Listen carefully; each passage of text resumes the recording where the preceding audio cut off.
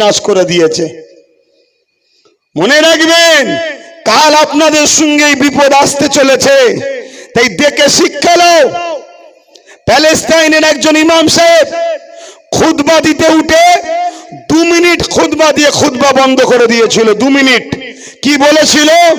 এ জাতির কাছে আমি কি খুতবা দেব, যে জাতির চোখের সামনে 40,000 বাচ্চা ছেলে খুন হলো, যে জাতির চোখের সামনে 70 থেকে 80,000 মানুষ ইনজোর হলো, এবং যে জাতির সামনে 20 লক্ষ মুসলমান ঘর বাড়ি শেষ হয়ে গেল, সে জাতি যদি এখনো ঘুমোয়, সে জাতির কাছে আমি কি বক্তব্য দেব?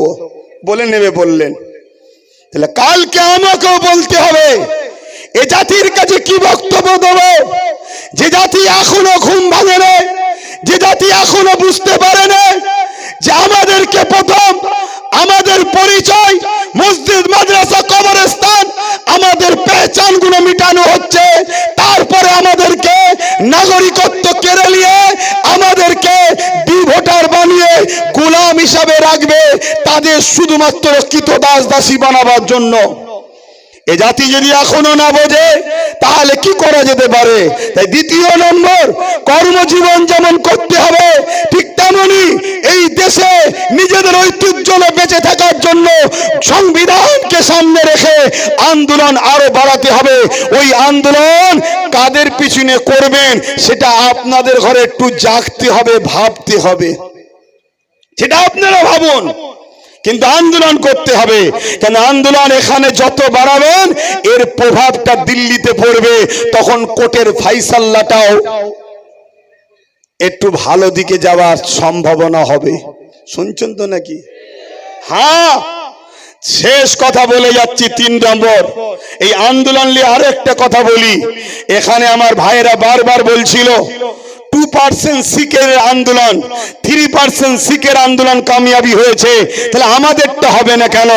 আমি একটা কথা ধরিয়ে দেবো সম্মানার্থে, আমরা শিখ নয় তাই আমাদেরটা হবে না।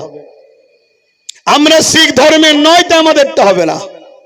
যদি বলেন কেন? আমরা শিখ ভাইয়েরা যে আদর্শের উপরে চলছে, আমরা ওই আদর্শ থেকে অনেক দূরে সরে গেছি। আজকে তারাও নীতি থেকে বিসর্জন হয়নি, আর আমরা মুহাম্মদ সাল্লাল্লাহু আলাইহি ওয়াসাল্লাম অনুসারী দাবি করছি ঠিকই, কিন্তু আমরা নীতি থেকে বিক্রি হয়ে গেছি। তারা এজন্য সাকসেসফুল হতে পেরেছিল, তাদের পিছনে পাঞ্জাব সরকার সাথ দিয়েছিল, তাই তারা কামিয়াবি হতে পেরেছিল। কিন্তু আমরা, আমাদের সরকার উপরন্তু সাথ তো দেবে না, বলছে দিল্লি চলে যাও। এখনো তোমরা গ্রামে গ্রামে দেখো, তোমাদের গ্রামের অনেক মুসলমান রাজ্য সরকারের এখনো চাটুকারিতা করছে। তাহলে বলো আমরা কি করে কামিয়াবি হব? তবে হ্যাঁ, আমি মনে করি যদি আমরা 5% মজবুত হতে পারি, এই অঙ্গীকার নিয়ে জীবন দেবো, আইন হতে দেবো না, ইনশাল্লাহ প্রথম লাইনে আমি দাঁড়াবো, তারপরে তোমরা দাঁড়াবে। বুলেটের গুলি খেতে হয়, আগে খাবো আমি মসজিদ, মাদ্রাসা, কোরআন, সংবিধানের জন্য। তাহলে আমি বলে যাচ্ছি, এই 5% এই আইনকে বাতিল করে ইনশাল্লাহ দেখাবো। কিন্তু তার জন্য বাপ সেই অঙ্গীকার নিতে হবে। ঝড় হলে ডাকলেও আসতে হবে, বাজ পড়লে ডাকলেও আসতে হবে, কাদা পানিতে ডাকলেও আসতে হবে, রোদে ডাকলেও আসতে হবে। ওই ঢালায় উঠে দাঁড়িয়ে থাকবে, স্বপ্ন দেখলে হবে না।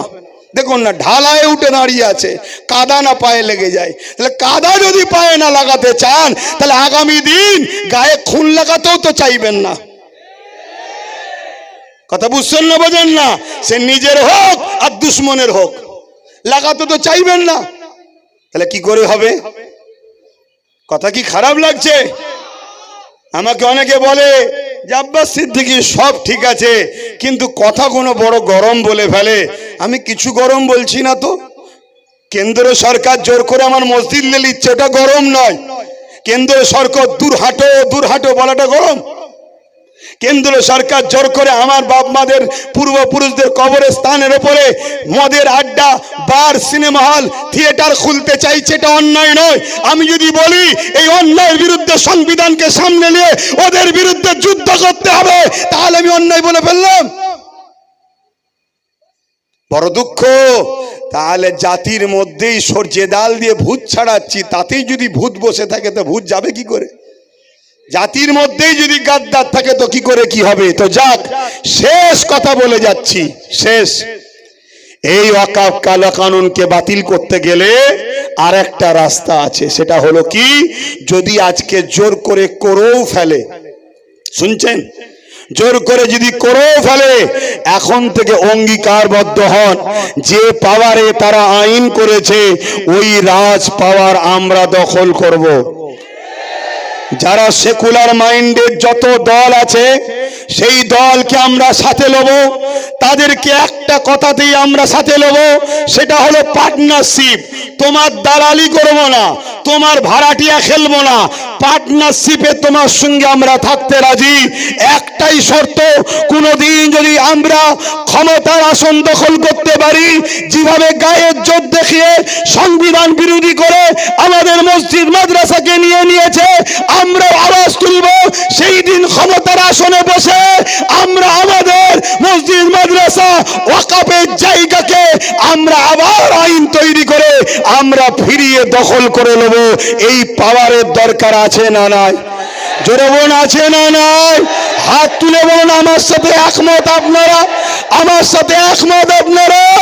এই হাত যদি সত্য হয় তাহলে হাতটা নেবিয়ে দিয়ে আরো একবার সাক্ষী দেন, আন্দোলন তো শুরু হলো, আন্দোলন তো শুরু হয়েছে 10 বছর আগে থেকে।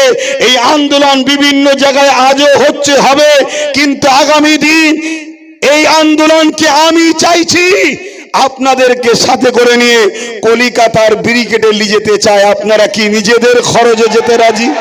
যেতে রাজি? যেতে রাজি?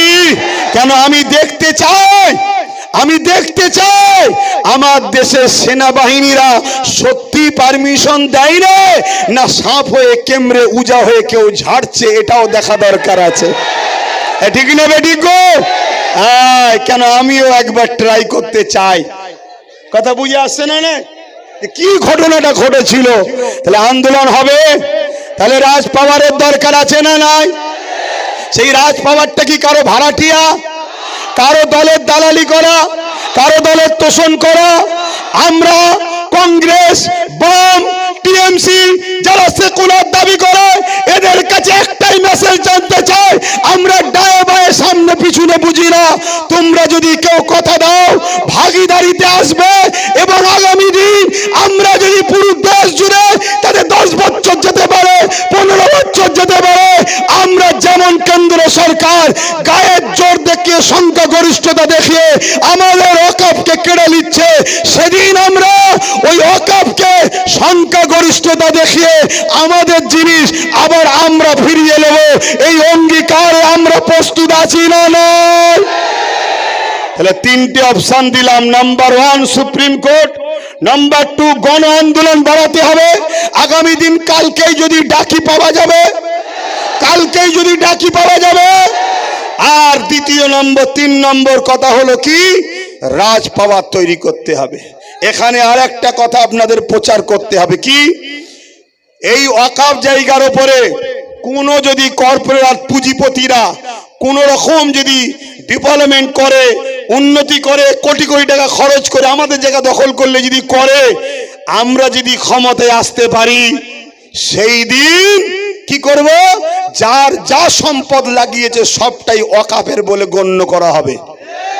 তাহলে এই প্রচারটা যদি করা হয়, তাহলে আজকে যদি কেন্দ্র সরকার কাউকে বিক্রি করতেও চায়, সে খরিদ করার আগে ভাববে, কেন পাল্লা যে কখন কার উল্টায় কেউ বোঝে না, কেন জনগণই শেষ ফাইসাল্লা করে।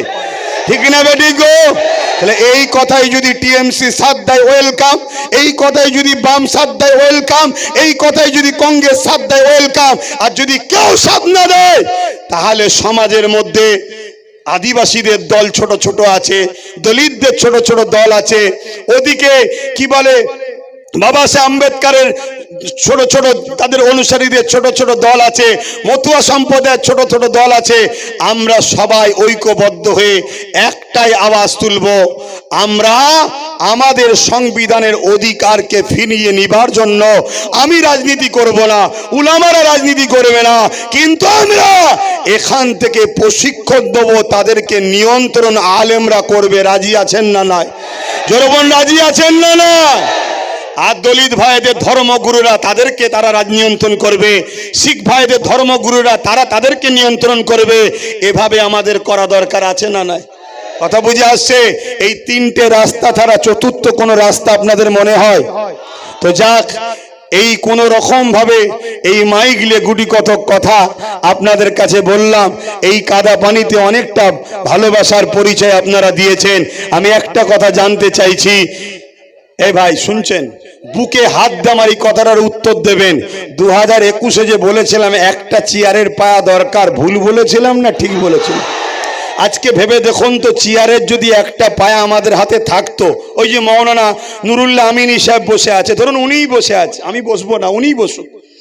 চারটে পায়ের মধ্যে তিনটে ওনার, একটা যদি আমাদের থাকতো, উনি ওখানে বসে আমাদের বিরুদ্ধে দিল্লি চলে যাও বলতে পারতো? কেন জানে পায়া খুলে নিলেই পড়ে যাব। এজন্যে বলেছিলাম, কিন্তু আমার কম এত খাওয়া খাইয়েছে একজনকে, উনি বদ হজম করে বমি করছে, কি দিল্লি চলে যাও, সব থেকে বড় দুশ্মন আমি হব। এটা আমাদের দুঃখ দিয়েছে না দেয় না?